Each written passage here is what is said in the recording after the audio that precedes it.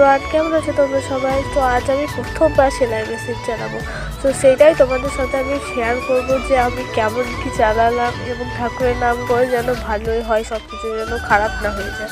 তো এখানে আমি বিনা সুতোয় প্রথমে দেখছিলাম যে আমার কাজটা ঠিকঠাক হচ্ছে নাকি। প্রথমে তো সামনে দিয়ে এগুলো বাদ দিয়ে পেছনের দিকে চলে আসছিলো, তার জন্য আমি বিনা সুতোতেই কাজ করছিলাম।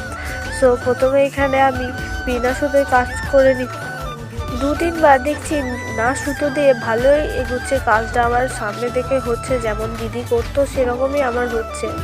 তারপর আমি সুতো দিয়ে একটা ছোট্ট মতো থলি সেলাই করি।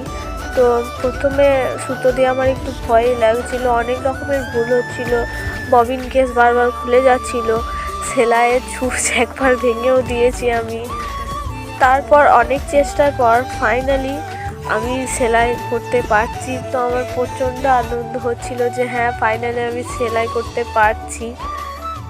এখানে সত্যি বলতে যখন প্রথমবার সেলাই মেশিন আমি চালাই এবং ধরি, তখন আমার সব কিছুই উল্টো দিকে ঘুরছিল, চাকা থেকে শুরু করে পা উল্টো দিকে চালাচ্ছিলাম, অনেকবার সুতো ছিঁড়ে যাচ্ছে এবং ছুঁচও ভেঙে যাচ্ছিল। কিন্তু ফাইনালি সব দিকটা ঠিক করে আমি প্রথম সেলাই মেশিন চালানোতে সাকসেসফুল হয়। এরপর থেকে আমি ডেলি একদিন করে দিদির কাছে প্র্যাকটিস করব। সো ভিডিওটা তো যদি ভালো লেগে থাকে একটি লাইক এবং কমেন্ট করো। তোমরা যদি সেলাই শিখে থাকো তাহলে ভিডিওর একটি অবশ্যই কমেন্ট করে যেও। তো আজকের মতো এই পর্যন্ত, দেখা হচ্ছে নেক্সট কোনো মিনি ব্লগে। ততক্ষণের জন্য ভালো থাকো, সুস্থ থাকো।